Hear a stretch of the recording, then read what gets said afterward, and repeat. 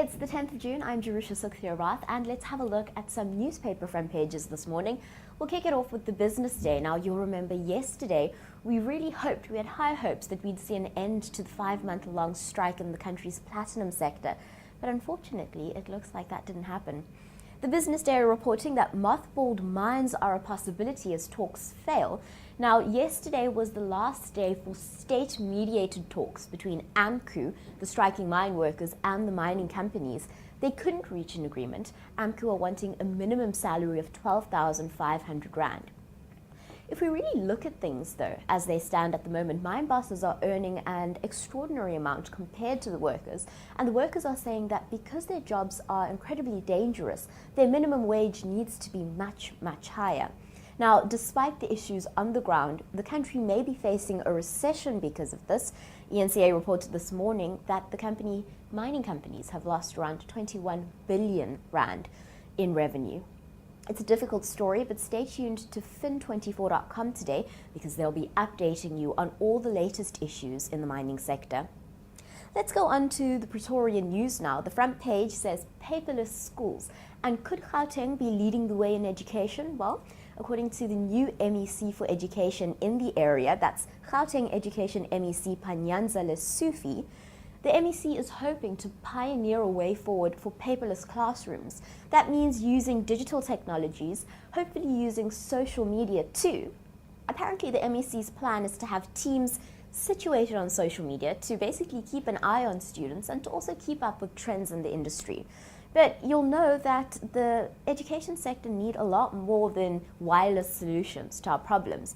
Issues like sanitation and textbook delivery is still paramount. So the MEC isn't saying that he's going to focus his efforts entirely on digital, but he is saying that that's the way it needs to be going. He also says that Gauteng is the economic hub of Africa, essentially, and should lead the way when it comes to this type of technology. Moving on to the front page of the Cape Times now, the ongoing saga of the relocation of people from the Lwandle township continues. Now, SANRAL wants their land to build a highway, and people are saying that it should be SANRAL's responsibility then to find them new accommodation. What SANRAL did do is find a small piece of land to possibly relocate the people to. Now, the people who live on the land that SANRAL want to relocate the Lwandle township people to is the Blackheath community.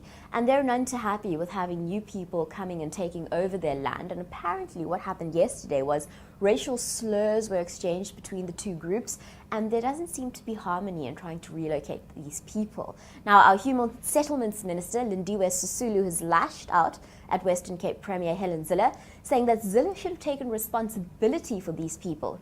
Zille, on the other hand, is saying that Sisulu is just trying to detract attention from the national agency that is responsible for this, and that really national government should step up and take responsibility for it. Whether or not this helps the people on the ground, it's yet to be seen, but as we know, these people are still homeless. Let's have a look now at one last story. It's on the front page of The Citizen, and it's that Clive Derby-Lewis could be given parole. He was partly responsible for the assassination of the SACP leader Chris Hani in 1993, and who knows where the country would have been if Chris Hani had stayed alive. He would have been a very vital leader position in South Africa. But of course, he was killed, and Clive Derby-Lewis, who's been stabbed twice in prison, is now possibly facing parole. He's been denied medical parole twice in the past, but he may get parole now. We'll keep you up to date on the situation. Stay tuned to News 24 Live. In the meantime, though, visit news24.com, follow us on Twitter and Facebook, and subscribe to our YouTube channels.